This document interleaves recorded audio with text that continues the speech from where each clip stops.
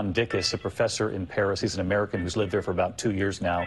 He's witnessing this fire, has been watching it along with much of Paris. He's described the crowds in the streets. What else can you see as far as the scope of the actual fire? Of course, we're watching in live pictures, not only on French television, but from a number of places around Paris. People are on social media carrying this live, but just give us the scope of how you watch this grow right before your eyes. Sure. Yeah, I can do that. I was actually sitting at my dining room table working. I was preparing a lecture for my class tomorrow, and I noticed that on the bridge in front of my house, a whole crowd of people had stopped on the bridge, looking over the river, and they were all facing west. And you sometimes see that happen when there's a beautiful sunset or something like that, but it was several hours before dark, so I couldn't figure out what was happening. So I walked out on my balcony to see what could be drawing the crowd's attention, and I saw that a fire had, at that point, just started. It had started right under the spire of the cathedral.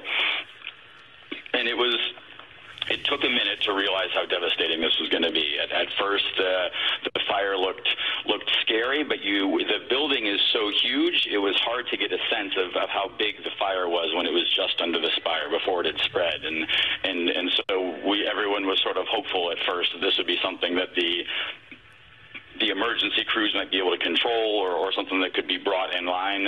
Certainly, my partner started texting me as she was on her way home from work, and I was talking about watching the ladders go up and the hoses start spraying, and they couldn't even reach the fire at first. I mean, for half an hour, it looked like they weren't able to get any water on it from my vantage point, and you started to see the flames crawling up the spire, and you started to see sections of the roof coming down, and it's wrenching to see one of the most beautiful buildings in the world just collapsing in front of you like this. Yeah, it is heartbreaking, and we're looking at live pictures. You're watching ABC News live coverage of this devastating fire that is playing out in France at the Notre Dame Cathedral now, 2:22 Eastern. That makes it about 20 after 8 in Paris. You can see the clouds of smoke. You can certainly be seen all across that city. But for those who are close, particularly like John Dickus, who we've been talking to during our live coverage, this has been quite devastating to witness firsthand. The people in the streets of Paris looking up at this destructive fire, and we've watched the spire collapse in this live coverage, and just to see the scope of the flames as they shoot up through that structure.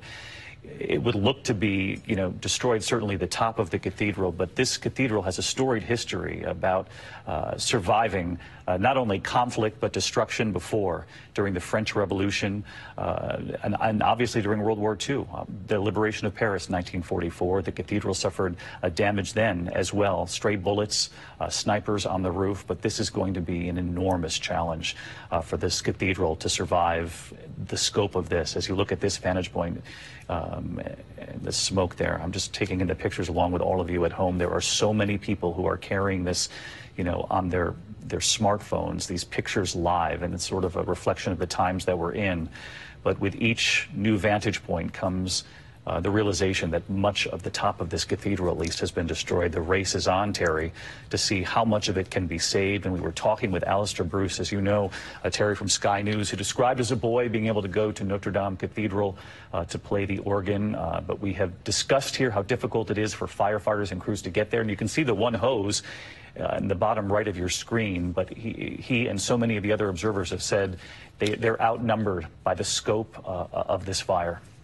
It is really the threat to all these beautiful old cathedrals. Fire, so many of them were destroyed. I've been to Utrecht in the Netherlands, and a magnificent old cathedral, St. Martin's, brought down by fire over the years. And as you said, over the centuries, Notre Dame has survived for so long, but it has seen a lot of damage as well. The French Revolution, when the revolutionary leaders wanted it desecrated and vandalized, and they did a tremendous amount of damage. There was talk of it being torn down at that time, and it was Napoleon who really led the way to restore it. He was crowned there.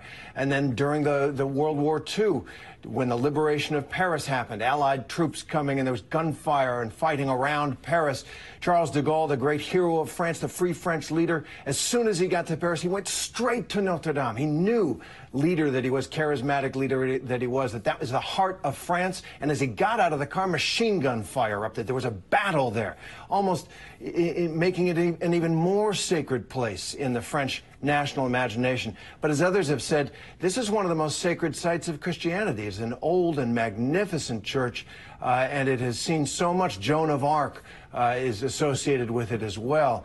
This means so much to the people of France, to Catholics and Christians around the world, and really this is one of the triumphs of European civilization that we're watching go up in flames. It was a bold statement when it was built those 800 years ago. Imagine the most modern building you can. That's what Notre Dame looked like to the people of the time. Those soaring, flying buttresses, the roof so high that we now see coming down, took people's breath away. It seemed like a miracle. And it was all done to the glory of God and to the glory of France, no doubt. And now it will have to survive this as well. It has survived so much over the centuries. It will survive. But as Alistair pointed out, it is going to take a long, long time.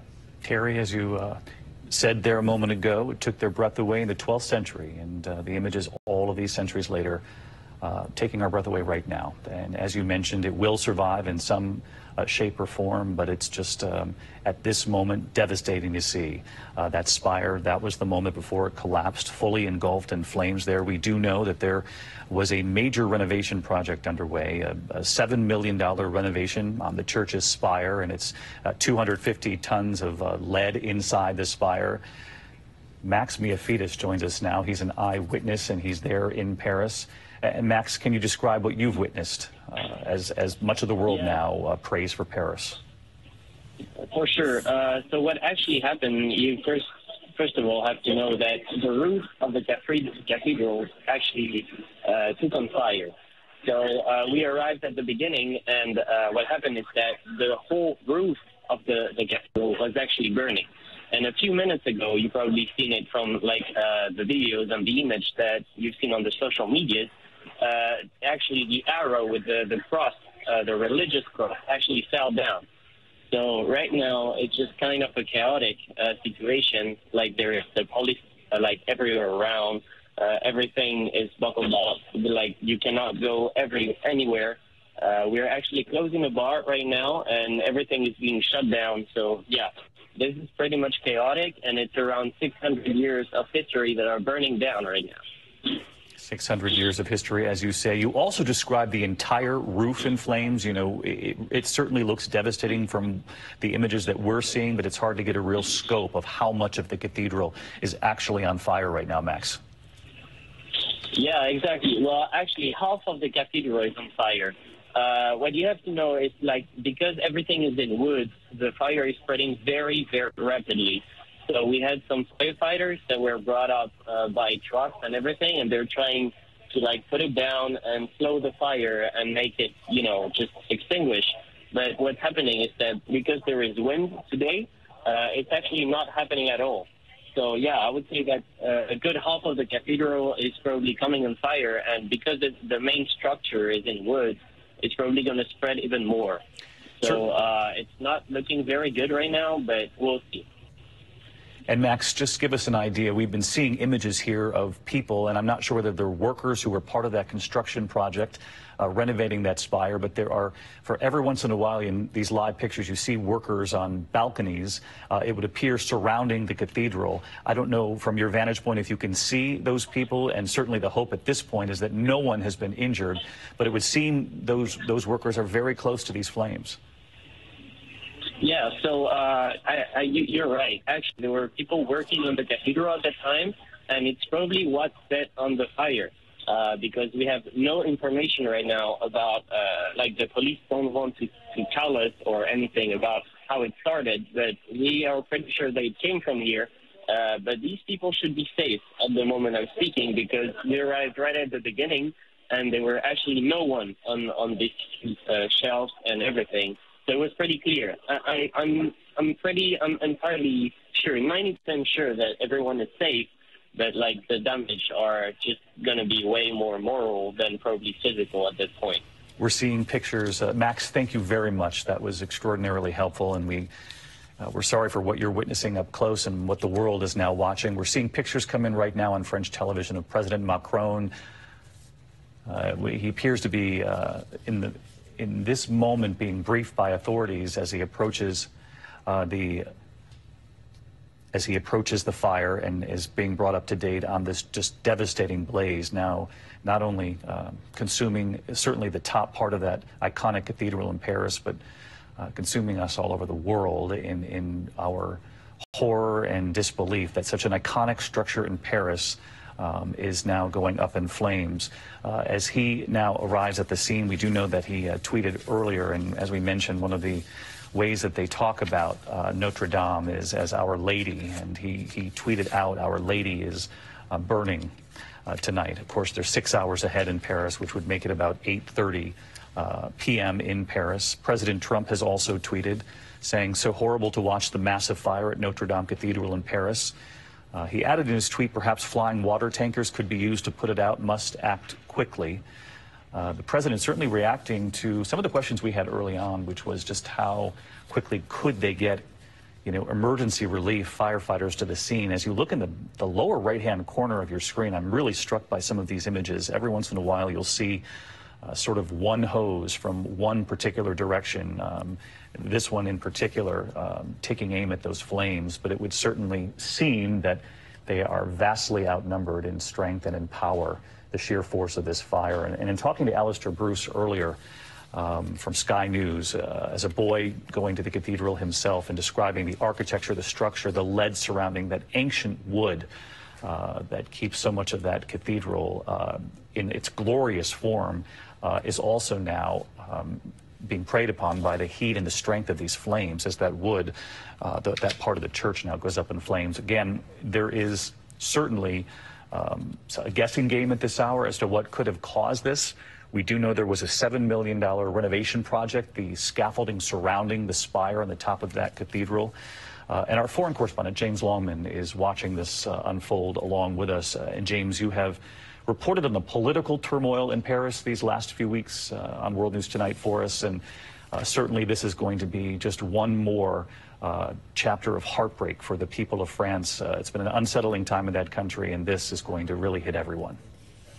Yeah, absolutely, David. They've been going through the Gilets jaunes protest, the Yellow Jacket protest movement about living standards and the rising cost of living there. Macron, as you say, President Macron has come under increasing pressure to address those issues. But time and time again, when we've been to France to report on whether it's those sorts of protests or terrorist attacks, unfortunately, over the last few years, France has been a target there. The French have this capacity to unite when things go wrong, and this is certainly a night to unite. I mean, watching this, we've all been saying it, is absolutely terrifying. We are not very far here in London from our cousins over in France, and it's very sad for us to be watching what's going on. But the French do have this capacity to find strength in the darkness, and they're going to need it here. This is absolutely, it's a terrifying thing to watch. And as you keep saying, this one hose of water keeps going for that, the center of the fire there, but it doesn't seem to be enough. And we're watching as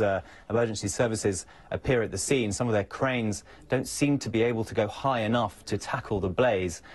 So certainly there's still a lot of work to go as we watch now. France, the dusk is approaching now over Notre Dame, and we know now that Emmanuel Macron, we're hearing now on French news, the French president and the Prime Minister, Edouard Philippe, they are both on the scene being briefed by their officials, hoping, praying that this can be brought under control soon. James Longman watching from our London bureau, and James, who has reported extensively on the protests in recent weeks in France that have not let up. In fact, President Macron, who is now on the scene being briefed by authorities, was set to address the nation tonight in a televised speech, one that had been recorded earlier, about the social unrest in his country that so far is not letting up. Instead, he's now facing another, certainly far more urgent crisis in Paris, and that is the fire engulfing much of the Notre Dame Cathedral. He did tweet a short time ago, "Our Lady of Paris in flames, emotion of a whole nation." He added thoughts for Catholics, and as we have mentioned here, and it bears repeating, it's Good Friday approaching, followed by Easter, and so many make that voyage to Paris and to the Cathedral at Notre Dame to pray during these holy days. And the president there adding, "Like all our countrymen, I'm sad tonight to see this part of us burn." John Dickus is a professor in Paris. He is an American citizen, but he's been living there for 2 years. And John, there are descriptions coming in to me now about people on the bridges over the Seine simply in awe and shock and watching this as dust falls over the cathedral as it continues to burn there in Paris.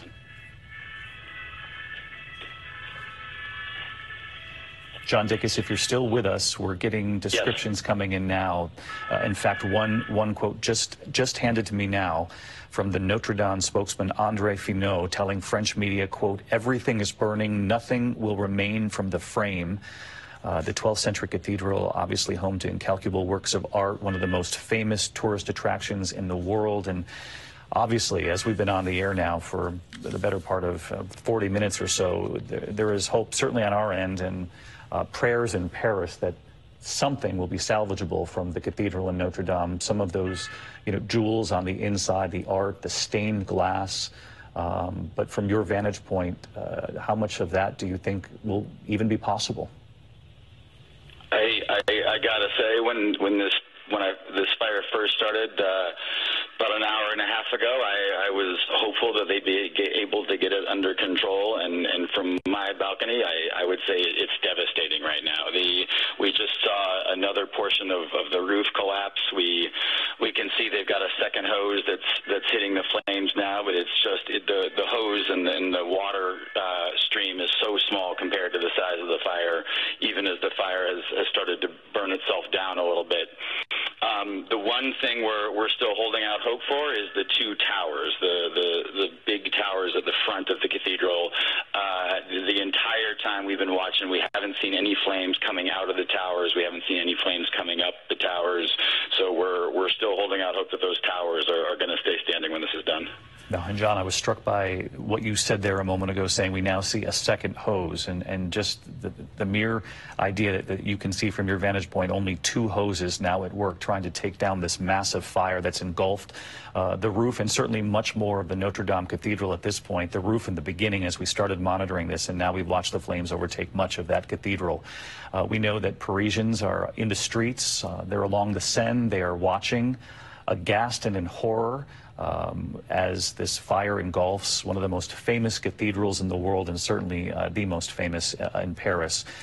The spokesman for the Notre Dame Cathedral telling French media at this hour that the entire wooden frame of the cathedral, they suspect, will likely come down, that it's not just the spire we saw some time ago, but that the entire wooden structure they're predicting will come down. They are certainly concerned about people in the area.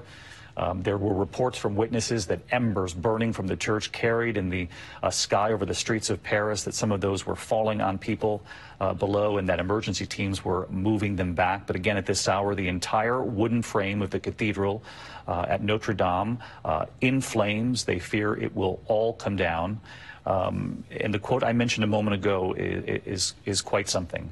The spokesperson for Notre Dame Cathedral saying everything is burning, nothing will remain from the frame. Of course, the cause of this catastrophic fire, unknown at this hour. There is speculation. When the fire first broke out, you could really clearly see the scaffolding surrounding that spire. And for those of us who have been lucky enough to have traveled to Paris, you're familiar with that scaffolding. There you see much of it there.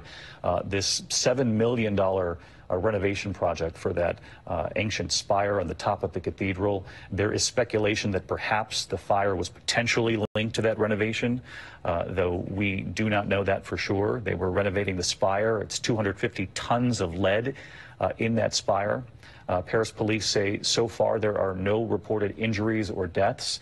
We were watching some pictures of those workers at different locations at the cathedral, on balconies, it would appear.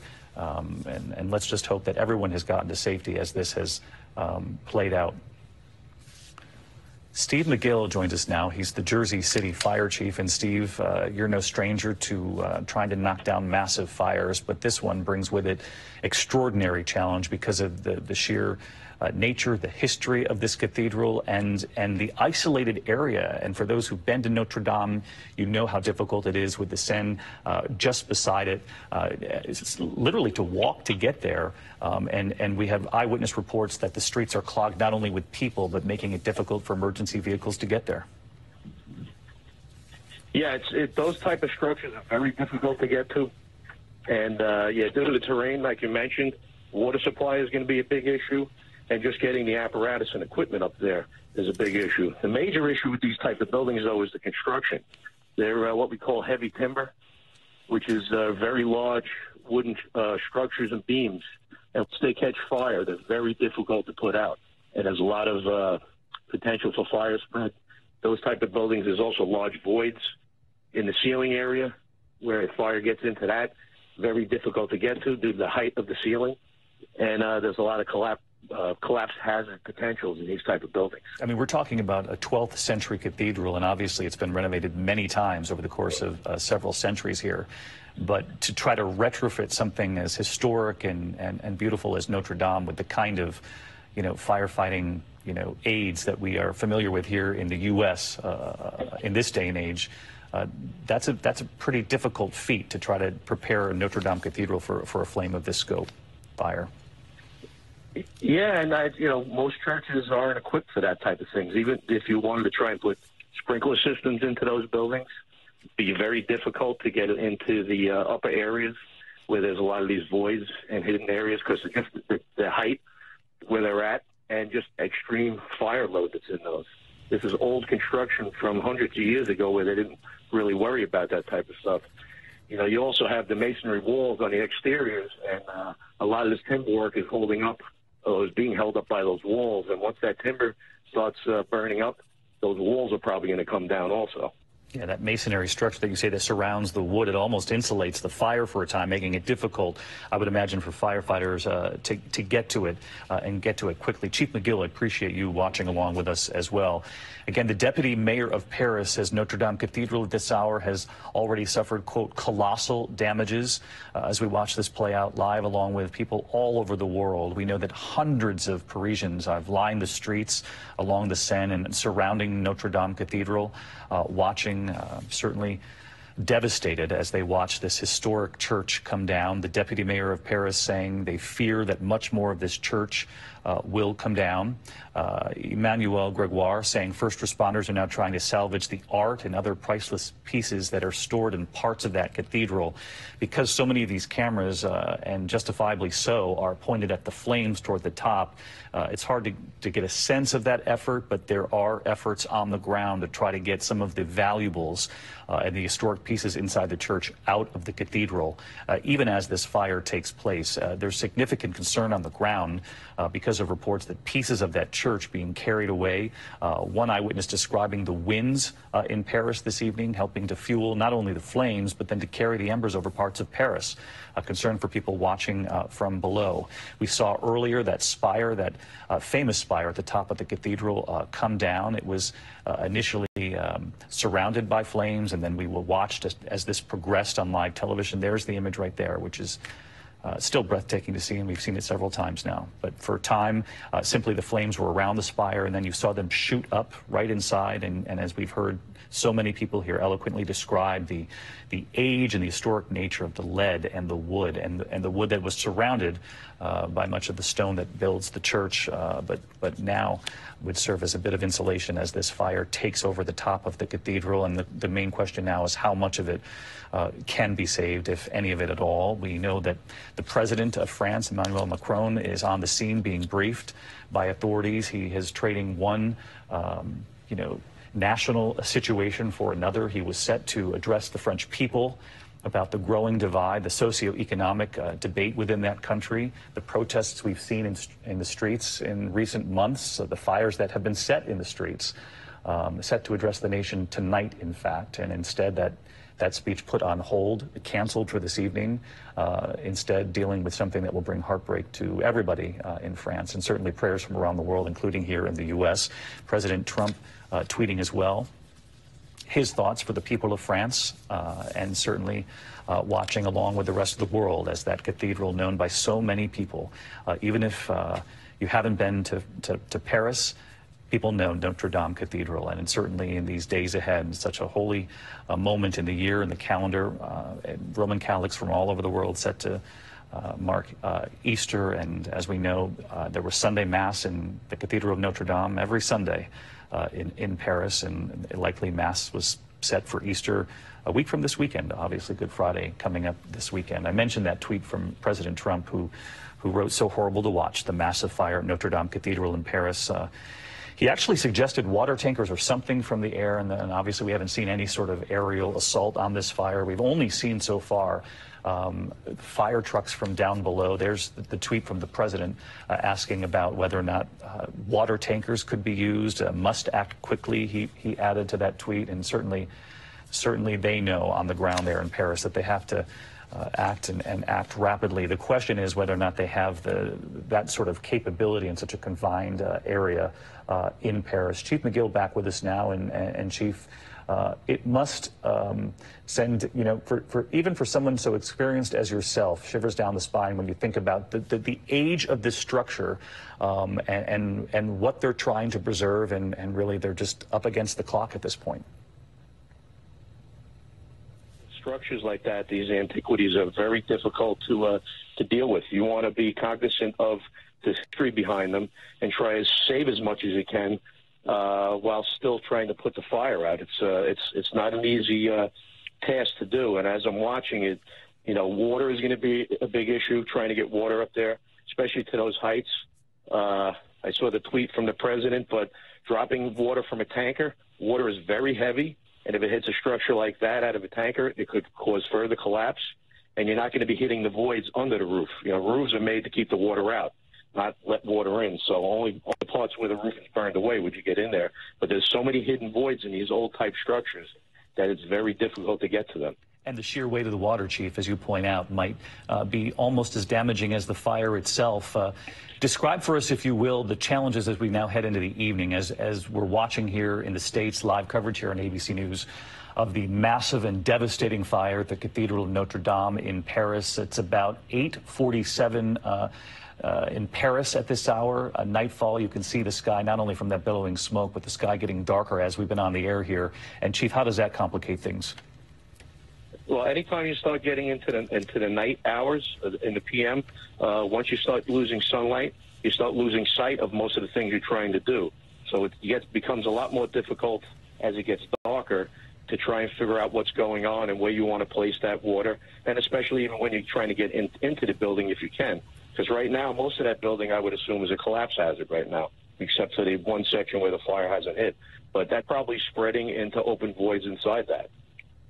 And when you think, Chief, about the valuables that we are told they are trying to save now from some of the storage areas inside the cathedral, that they're also in a race against time to do that. I mean, just the magnificent stained glass that we all know from being able to visit the cathedral during our reporting over the years in Paris, the sheer amount of beauty that they're hoping to at least try to save and have after this fire is done wreaking its havoc. Yeah, and I'm sure the firefighters that are there, besides fighting these fires, are doing a heroic effort to try and get those valuables out of there. They're probably trying just as hard to get those out as they are putting this fire out. You don't want to lose those type of items. There's such value to them. Chief Stephen McGill, who is watching our live coverage along with us, much of the world watching as the Notre Dame Cathedral goes up in flames. The fire breaking out a couple of hours ago now, and at initial glance, you could see billowing smoke over the cathedral, and then the evolution of the size and the scope of what we were witnessing. There's scaffolding, and you can see it right there in that particular vantage point surrounding what was the spire of the cathedral. That's now been destroyed. This was part of a $7 million renovation project. They haven't confirmed tonight whether or not that's how this fire started, but obviously there is growing speculation that there was some sort of connection with the construction, the renovation underway at the cathedral. That spire has come down, and we know that much of the wooden interior of this 12th century landmark is burning and also likely to be destroyed. That spire coming down some time ago. There are predictions there on the scene that much of the roof of the cathedral is expected to go as well. People are watching as everything is burning. Nothing will remain, says the Notre Dame spokesman, Andre Finot. And John Dickus, who is a professor in Paris, he's been living there for 2 years with his partner. You said she, not surprisingly, was in tears when she recognized the scope of this. And what are you seeing now as those skies grow dark and night falls on Paris? So now that the sun has gone down, the fire looks a lot uglier. You can see all of the flames. You can see it sort of illuminating through the structure, which is sort of showing you how much of the structure is just gone. I mean, parts of it that have been there for centuries have collapsed, and we're just looking at the fire now. Which is horrifying to see. And you know, I was listening to you talk about some of the artifacts and relics are in there. I think about there's an item in there that many Christians believe is the actual crown of thorns. It's been there for close to 1,000 years now, and it's made of wood, right? And so when I think about some of the relics in there and how long they've been conserved, and it's got to be extremely difficult to try and get anything out of there at this point. Really difficult, and as you know, because you're there, and for those of us who have seen the aerial views or been lucky enough to walk the streets of Paris, you know, it's located in a very finite piece of land right there in the center of Paris, this Gothic cathedral, and certainly among the most famous from the Middle Ages, and this 12th century cathedral, and Terry Moran mentioned earlier so eloquently, took the breath away of the people who likely were alive at the time to watch it go up, and certainly those who've been able to watch it survive so many tests along the way over the course of many centuries. And now, you know, it simply takes the breath away to watch what's transpiring in Paris tonight. And you can actually see the sky darkening now that we're into the evening hours in Paris as that flame shoots up right through the center of the church. And there's been a great focus as we've watched this unfold on the age of the structure and the fact that the wood that had been part of this structure that had been saved and preserved all of these years will also likely act as tinder and simply help fuel the fire as it makes its way through the church. There have been so many questions, and as this goes on through the afternoon here, hopefully we'll get some answers on the emergency response and the size and scope of it. In many of these views of the church in flames, you can only see a hose or two shooting water up onto the church. It would seem that they are vastly outnumbered by the size and scope of this fire. It certainly isn't a criticism, but simply an observation at this point that it seems that the response to this has not been obviously able to keep up with the scope of the flames as it takes aim at such an historic place of worship. Known all over the world, but certainly the most famous cathedral in Paris, up in flames at this hour. You're watching ABC News live coverage, the Notre Dame Cathedral, the spire destroyed, much of the roof now destroyed. There are authorities in Paris now predicting much of the top of the cathedral will also collapse in the coming hours. And as you can see one of the hoses there in the foreground. It's unclear. For those of us watching these live pictures, the scope of the emergency response. There's also concern for people in the streets at this hour who are watching, praying, but watching and aghast along the Seine, the famous river that runs along the cathedral there in Paris. There's one lone firefighter in a bucket taking a look at the cathedral as it burns in front of really all of Paris. And when we say all of Paris, that includes the president, the French President Emmanuel Macron, on the scene, being brief. We saw him with the First Lady of France as well. And as I mentioned earlier, he was set to address the nation tonight, just not in this way. He was set to talk about the economy, the growing sort of social divide, the socioeconomic divide in that country, the social unrest after he became the leader of France. But instead tonight dealing with a disaster in the center of Paris, one of the best known cathedrals in the world. And if you look at the left, this is a new image. Wow, the scope of those flames as it sort of turns. Take a look at that again. That is the spire of the building coming down. That's the historic structure known all over the world, and in the coming days would take on even added significance with Good Friday and Easter Sunday in the next week and a half. What a devastating sight, not only for Paris and for the people of France, but for those of us watching all over the world. Chief McGill, maybe you can give us a sense of how long firefighters on the scene are going to have to simply watch, keep people at bay, and try to do work around the perimeter, but in effect allow this to do what it's going to do. Yeah, you know, there's such a large area. This is probably several blocks involved of this size structure. And the hardest thing for a chief on the scene, the incident commander, is going to be the command and control of all the firefighters that are there to make sure they're in safe areas, to account for them, to make sure nobody gets lost. You know, the amount of fire and the heavy timbers, there's a lot of fire load in there, very difficult to put out. This, I'm going to say, is probably going to be burning for hours, if not until the morning, before they make any headway on this. Chief, thank you. And Chief McGill will continue to follow this as we follow with the rest of you at home, the burning of the Cathedral of Notre Dame. And with every sort of vantage point comes sort of the new realization of just the level of destruction and devastation that they're witnessing firsthand. There's another one of the hoses trying to do what it can, but as Chief McGill points out, this is going to continue well into the evening hours. We're joined now on the phone by Chris Brimberg, who is one of the eyewitnesses there in Paris. And Chris, what can you tell us about what you're seeing right now? Well, I've now returned home, but the sight on the banks of the Seine when I was on my way home from work were gobsmacking and heartbreaking.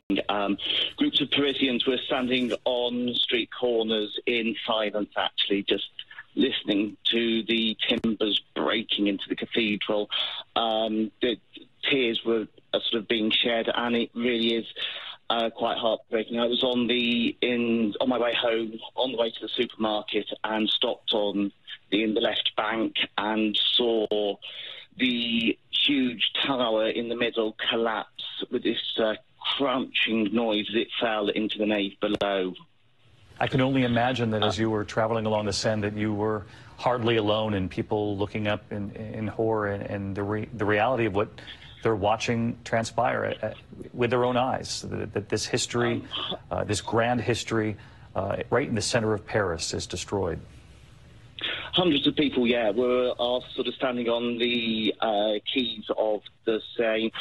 The army's moving them back into sort of side streets to allow the fire engines to get into the area, and I saw mobile fire trucks sort of setting up temporary offices on site. They obviously think it's going to be a long operation there. I mean, it's hard to sort of underestimate how much this is part of Paris. All mileage comes from the centre of Paris, from in front of Notre Dame. So it's not only the spiritual centre of the city, it's the sort of geographical and cultural centre too. And so as I was walking home this evening, we were all standing on street corners talking to each other, going that the heart of our city is quite literally burning in front of us. Chris Grinberg with us, describing what I had mentioned earlier, which is that this really is the center of Paris. And for so many people who live, work, visit Paris, you know that the cathedral can be seen from so many parts of Paris, and people traveling home from work. So many travel right past it, and he described it perfectly, his travel home from work and how it takes him along the Seine and past the cathedral, and the horror of what he witnessed there today. For those of you watching us right now, you're watching live coverage of the Notre Dame Cathedral in Paris, up in flames. This is from a time ago, and you can really tell, obviously, with the color or the shade of the sky in the background. We've now gone into the evening, about 9 o'clock Paris time. They're 6 hours ahead of us, so 3 p.m. Eastern here in New York. These are live pictures right now, so you can see that with nightfall, the scope and size of this fire has just become even more apparent. The flames growing as we've been on all afternoon, initially from several of the live feeds coming in from social media this afternoon. There was simply smoke surrounding the spire, the scaffolding that had surrounded the spire as well, part of the $7 million renovation project that had been underway. And then it soon became clear that firefighters were battling a massive blaze at the iconic Notre Dame Cathedral. It sent ash pouring onto tourists who were watching below. There were several reports of embers burning in the air carried by the winds, a somewhat windy day in Paris, making it even worse. And Max Miafidis, who's been kind enough to share not only his observations with us, but get a handle on what it is he's witnessing firsthand there in Paris. And I suppose, Max, that now that it's darker out, you're also seeing more clearly just how devastating this is. Yeah, exactly. So what I can see right now is that the first tower is catching on flames. So, you know, from the cathedral, the front side, there is actually two huge towers, right? They are joined. Well, the left side of the tower is actually catching on fire, or we can see smoke coming up from it. And actually, the whole structure from the back is just burnt in flames. You cannot even see anything from it. It's like it's just red. It's a huge amount of flames everywhere. There's nothing else to say than just chaos. What's happening right now is really devastating, because we can see actually that like firefighters are struggling to like keep down the fire. Like their water is just so small. Like it's not doing anything. And we had we actually had the idea that we had planes coming up to shut it down, but how can you throw this huge amount of like water on a wood structure? It would destroy everything, right? So we just have to rely on these firefighters that are actually so close from the fire, but that cannot do anything at the moment. I don't know if you can hear it, but there is actually fires very close to where I'm standing. People are actually, you know, like doing this in the memory of the cathedral, because she was there for so many years, and now she's just like disappearing behind a curtain of flames. We can hear that in the background, your phone picking up the prayers of the people there in Paris tonight as they gather in the streets to watch what has been unfolding since about 6:50 p.m. local time. That would make it shortly before 1 p.m. Eastern. The first reports of a fire right in the center of Paris at the historic Notre Dame Cathedral.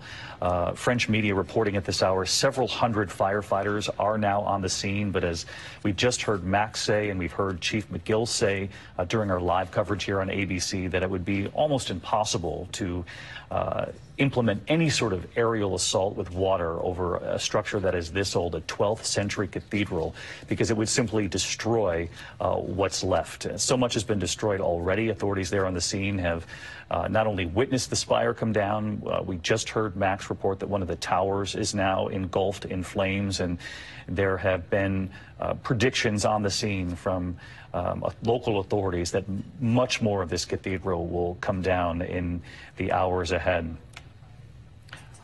We're joined by Kelly Weymouth, who we believe captured that video that left us speechless of the fire, is there on the scene, and we're watching your piece of video right now, and I don't even know how you were able to hold the phone, actually, while you were watching that through the lens of the phone, Kelly. I'm sorry you had to witness that, and just tell us what you've seen, what you're seeing now.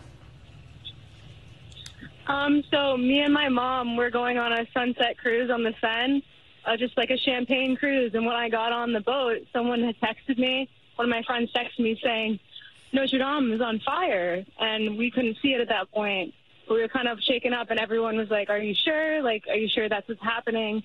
And then our boat started going down the river, and you could see the smoke just raising up. And then eventually we got next to it, and you can just see the flames going up. And then the boat had to stop because they were stopping all traffic, but we had to stay in one spot. So we were actually next to Notre Dame for like 45 minutes just watching the fire.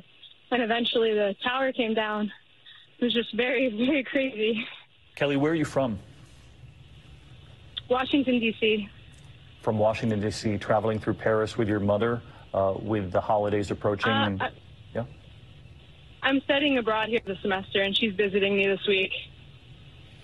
Must be a chilling thing to witness, obviously, with your mother. And how many other people were on that sunset cruise? We know that it's such a popular thing to do there on the Seine in Paris, and setting out on what you thought would be, you know, an enjoyable and somewhat romantic. It's impossible for it not to be a romantic evening in Paris until you begin witnessing what you have witnessed. There were like 40 of us maybe, and it was just kind of crazy because there was people from all different countries. Then eventually there were some French people on there, and they just started sobbing and holding each other, and it was just very, very intense. Well, Kelly, please send our best to your mother as well, and to the folks who were on that cruise. Will be forever changed by what they witnessed this afternoon. Kelly, thank you, and thank you for sharing your images. Thank you.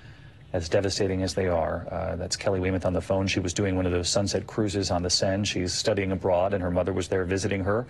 She said she was on the cruise with so many other people, and what was, I thought, most notable about what she offered to us was the description of the French people who were on that sunset cruise with her, weeping, watching a piece of history destroyed in front of their eyes. And we saw Kelly capturing the moment the spire came down, and this was handed to me a moment ago. The French writer and historian Camille Pascal was on French media a short time ago and was describing the massive fire at Notre Dame, and she said it's caused the destruction of invaluable heritage, and we can be only horrified by what we see.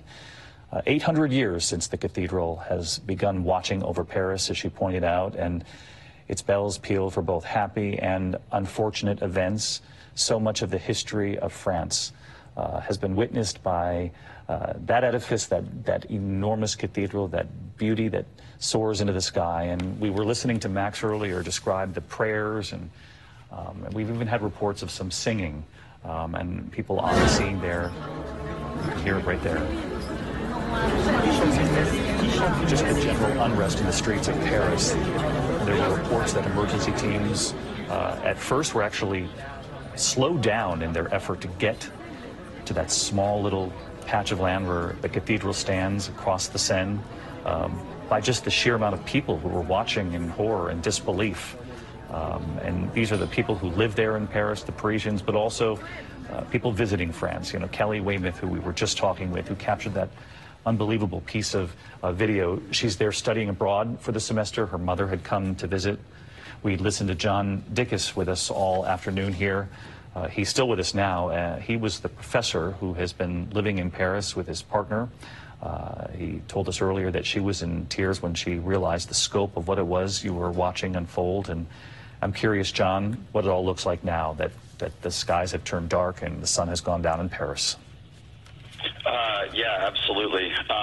The fire has gotten a bit smaller. We can see they finally are getting some water on what looks like the center of the cathedral, which is encouraging. But as the sky has gotten dark, the fire just looks so much more sinister, and you can see how much of the cathedral is gone already. I mean, we can see through sections that have been there for centuries that just aren't there anymore, and it's devastating to see.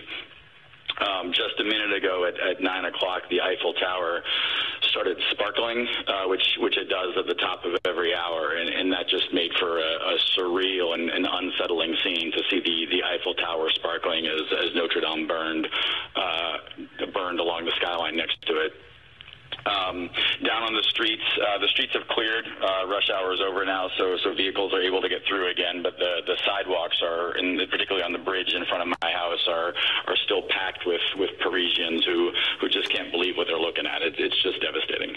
But you mentioned, John, that you thought the scope of the fire seems somewhat smaller than what you were watching earlier? No question. The fire has gotten a lot smaller, but the horrible reason for that is a lot of the cathedral is gone. I mean, there's just less cathedral to burn than there was when it started 2 hours ago, and so there's no question that the fire is lower than it was when it first started. The tops of the two towers, the two big stone towers at the front of the cathedral have not burned at any point in the last 2 hours. We haven't seen any flames come up to the top of those, so we're holding out hope that those will be there when this is done. And we can see there's still, the hoses look so small compared to the flames that we still see leaping out of the cathedral, but at least now we can see they've got one that's aiming right at the center, and that's giving us a little bit of encouragement as well. Yeah, it's a bit of a double-edged sword, John, as you were pointing out, that the flames seem somewhat smaller than where they were at their peak within the last hour. And part of that, as John Dickus points out, is likely because much of the cathedral has now collapsed and crumbled under the weight and scope of this massive blaze at the top of Notre Dame Cathedral. And so while the scope of the fire might be marginally smaller than what it was, it likely reflects more of the cathedral being destroyed forever. He did mention that the towers that he's looking at are not engulfed, and there is hope on the streets of Paris and for the people who are watching this, certainly in their own nation, the live coverage of it there. They're hoping beyond hope that much of this cathedral, whatever you can see still standing, will be saved.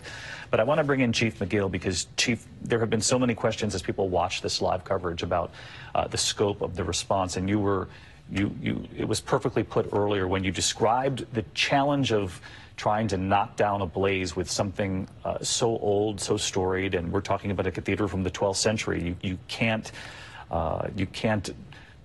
hit it with an aerial assault because you'll simply speed up the destruction of the cathedral. Yeah, and there's a heavy fire load in there, like I said, heavy timbers. It's almost like trying to put a forest fire with a roof out with a roof on top of it. Obviously now the roof is burnt away, but you have a lot of that scaffolding around there. You need a tremendous amount of water to fight this type of fire.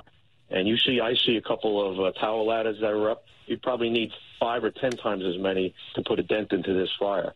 Your other biggest concern is for the firefighters there is the collapse potential. Because these buildings are so high, you have to set up a collapse zone, and you're worried about something collapsing that's maybe 5 stories high. You have to be 10 stories high away, basically.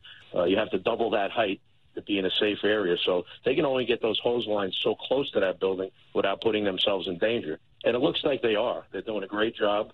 It looks like most of the building where the fire started is burnt away where the scaffolding is. They probably cut it off right before it got to those towers. So those towers are probably going to be safe from my perspective anyway. I'm sure that's what they're doing now, is just fighting from the towers towards that main body of fire by the scaffolding. And simply doing this by surrounding the cathedral, is that correct, Chief? And we're seeing a couple of these shots with the hoses pointed, obviously, right toward that scaffolding that you described, but that seems to be how they're tackling this fire, is simply not only from the ground, but by trying to surround the cathedral. Yeah, the common terminology is surround and drown. It's basically you're doing a defensive operation because it's much too dangerous to have firefighters inside that building, inside that collapse zone. So where that main body of fire is, they're hitting it from a distance away. And most of the time it's going to be from the outside in a structure like this. However, there may be firefighters inside on the parts where it isn't burned, and they're fighting from the unburned side towards that fire to keep it from spreading towards that other part of the building. Looks like they're doing a really good job of protecting those other structures, but it's very difficult, and they're working in a hazardous condition. At any given time, my thing I'm looking at is those scaffolding. The scaffolding is very weak. That's probably going to collapse, and hopefully there's nobody under there or in that area. It's somewhat surprising, Chief, that the scaffolding has lasted this long. Yeah, I'm very surprised. I don't know how that scaffolding was set up. I mean, scaffolding is usually pretty rigid, but a lot of times it's also attached to the building, so the building gives it some support. Now without that building there, it's just supporting itself. And with that heavy volume of fire around there, I'd be very surprised if it stays up. Chief Stephen McGill and our live coverage here on ABC of the fire raging at the cathedral, the Notre Dame Cathedral, right in the heart of Paris this afternoon. It's now almost coming up on, 3:15 Eastern time, which of course means 8:15 there in Paris. You can see the sky behind the cathedral now dark as Parisians in the streets pray for their cathedral. Many of them, the rush hour, as we heard a moment ago from one of our eyewitnesses, is over. Many people have retreated to their homes and are likely watching just as we are here in the States as their beloved cathedral goes up in flames. We're joined now by Simon Jones. Simon's another eyewitness who watched much of this as it unfolded there in Paris. And Simon, what did you see? I just saw that the roof was on fire and there was just loads of people standing around. Just as far as you could see, the streets were packed with people openly crying and weeping, and it was just a very somber, quiet atmosphere. You can hear the church bells are tolling in other local churches around the city. I watched the fire collapse down into the roof, and then slowly the roof collapsed, and at that point Like quite a few people, I just had to turn and walk away. It was truly awful, awful sight.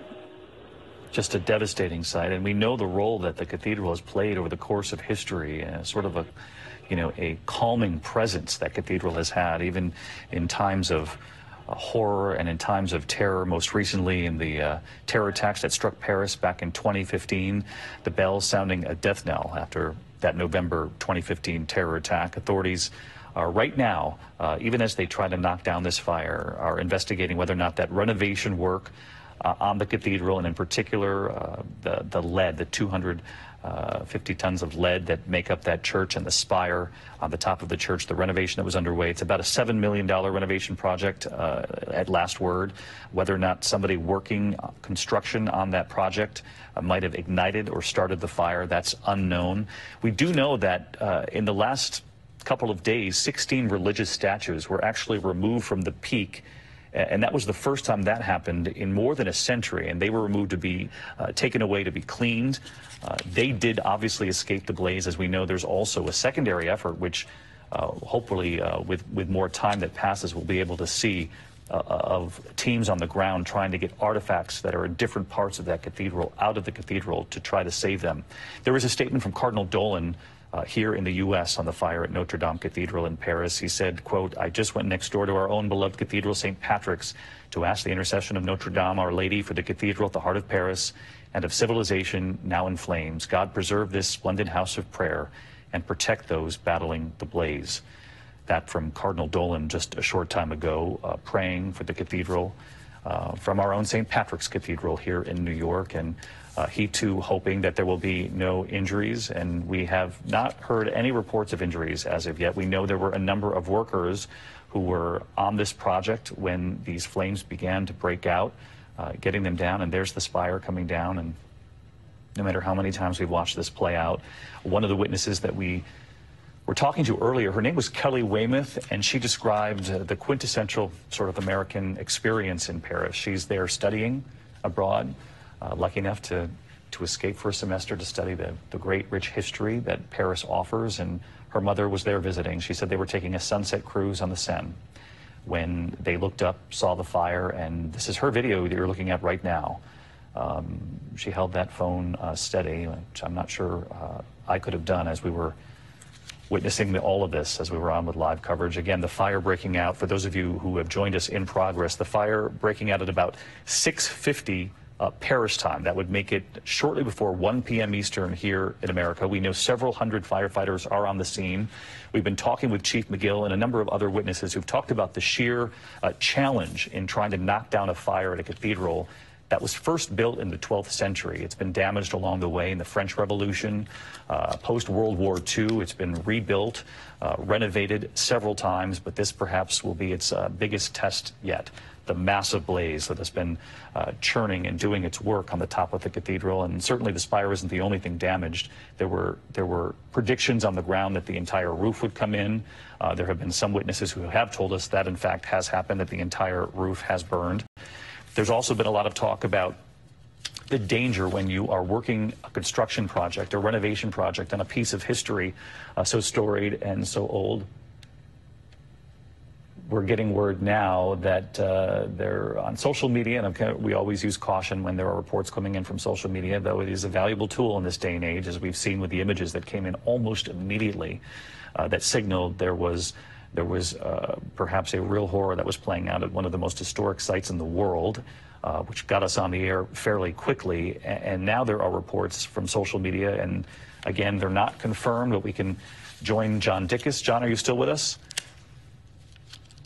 Or Max. If Max is with us, or John apparently is with us. He's the American professor with us. And I want to get to these reports on social media because it's impossible, obviously, for us on this end to confirm them. But there are reports that the towers are either very close to being on fire or are on fire. But you, perhaps, from your vantage point, can give us a clearer picture. Yeah, I thankfully I can see the two towers, and that's not accurate. The two towers from where I'm standing, there's no flames coming out of them. They are not in danger of collapsing. They haven't moved. very tragically, the reason I can see the towers so well is that the roof of the cathedral is gone.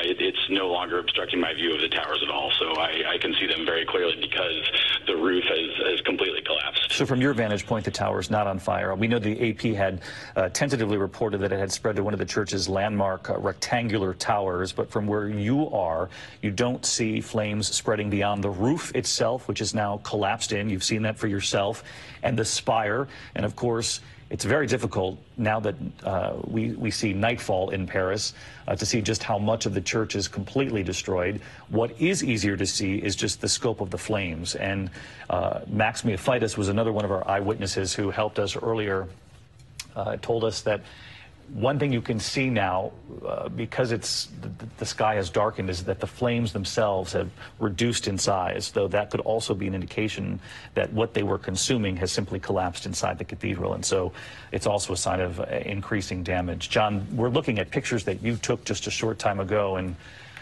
you know, the difference between this image right here of the sky and the smoke, which is what we saw early on, and now with the darkened sky over much of Paris, those flames shooting up into the sky.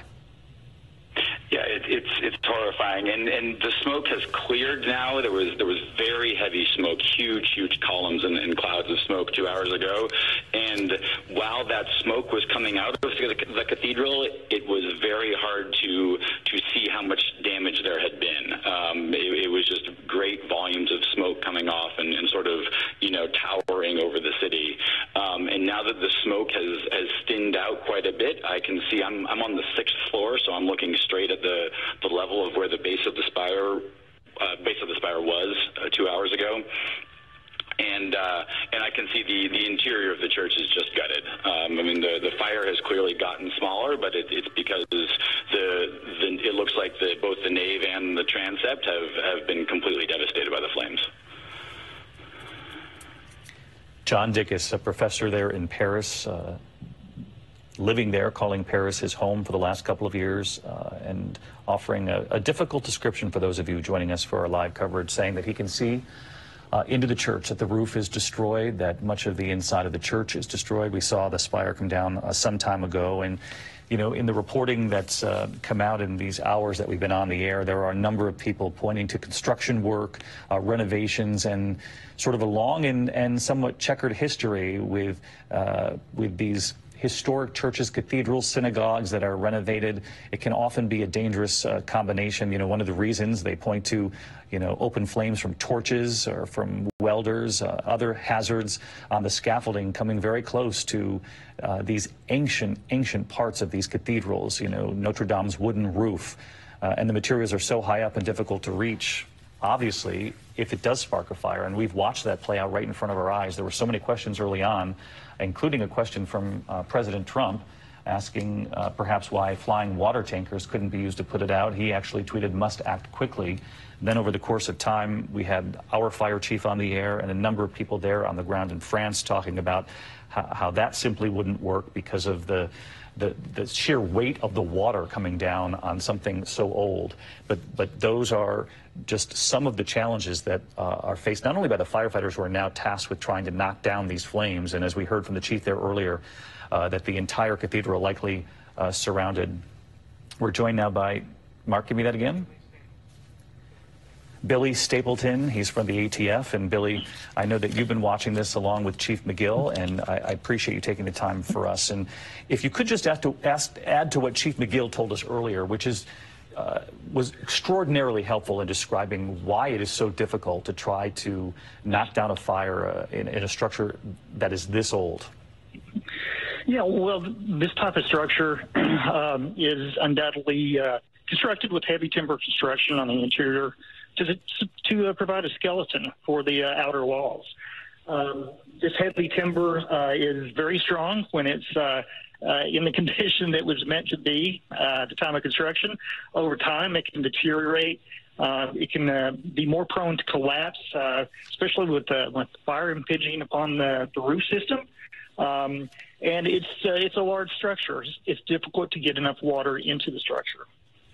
Billy Stapleton with the ATF watching this with us. It's now 3:23 9:23 there in Paris, and that quote that sent shivers earlier, quote, "Everything is burning, nothing will remain from the frame," and that came from André Finot. He told the French media there, he's the spokesman for Notre Dame. And as we know, this cathedral, built in the 12th century, is home to incalculable works of art. We know that there is an effort underway on the ground to try to save much of that art. We also know that that in the coming days, with Good Friday approaching and Easter Sunday approaching, that so many people from around the world make that trip to Notre Dame. It's still used. They still conduct Mass on Sundays. That did not stop with this renovation project. And as we heard earlier, the Americans who were on that sunset cruise down the Seine looking up and in disbelief at what they were witnessing, that was right about the time that we came on the air, when we saw that spire fully engulfed with flames and knew it was just a matter of time, and then watched it collapse with all of you at home. I want to bring in Terry Moran and this notion. This is Kelly Weymouth's video here, Terry. That was the young American woman who's studying in France. And you and I were talking earlier just about, you know, the storied history of the cathedral. The cathedral right in the center of Paris has been a reassuring place, not only of worship, but because of what it has symbolized for the people of Paris, and that it has survived so many tests before. You're absolutely right, David. That cathedral is the heart of Paris, built on an island right in the middle of the river that runs through the middle of Paris. It's the heart of French Christianity. It's the heart of the French nation and the French people. And it has seen over these centuries so many crucial moments of the history of the French people.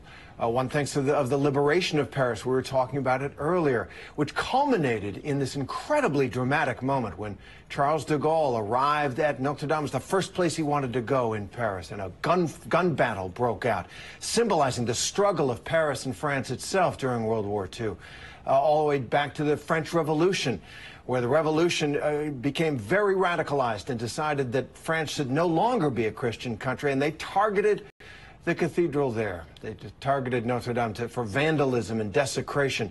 Each time it has risen from the destruction and from the challenges and the wars. And this is going to be another huge challenge. You know, it'll be a very different cathedral that rises out of the ashes, and rise it will. But we don't know, of course, who the architects and artists were that built that 800 years ago. They weren't star celebrity architects. They were not building a showpiece. They were building a giant prayer in stone and timber and glass. And my hunch is that Christians all over the world will give not just money, but beautiful artifacts. Its rising will be an expression of the abiding power of the Christian faith to so many millions of people around the world. As we watch these tragic scenes, I think we can look forward to a great project of faith for the people of France and for people around the world as well. Terry Moran offering some hope with these holy days ahead of us, and Christians around the world preparing to mark those holy days, and so often coming from all over the world to visit the cathedral, the Notre Dame Cathedral. And as we mentioned earlier, and as Terry just pointed out, the real challenge will be in moving forward. Who will rebuild? Who will be chosen? Who will contribute?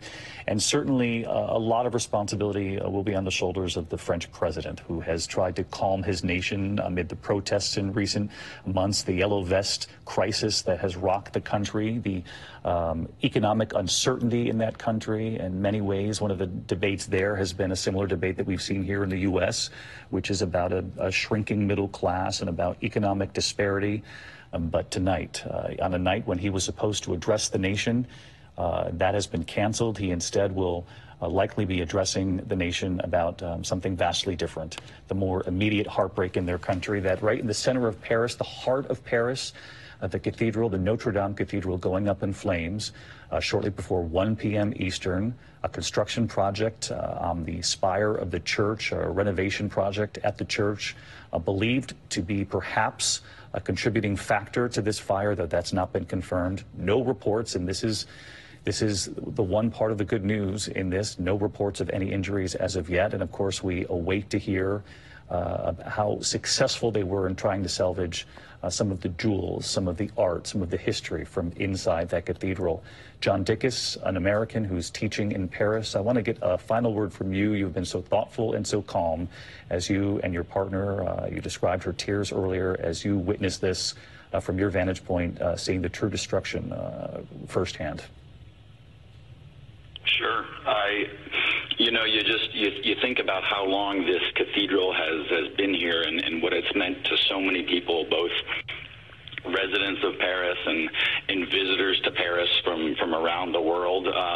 Obviously Christians who see it as a house of worship, but also people of all faiths who see it as just this beautiful and timeless work of art and architecture and such just an iconic part of the city. And it's just been gut-wrenching over the last couple hours to watch it come down. And from where I'm standing on my balcony now, I can see that the fire is a lot smaller. It's a lot smaller than it was an hour ago. But the reason I can see that so clearly is because so much of this church is just missing. There's just so much of it that isn't there anymore, and it is not going to be there anytime soon.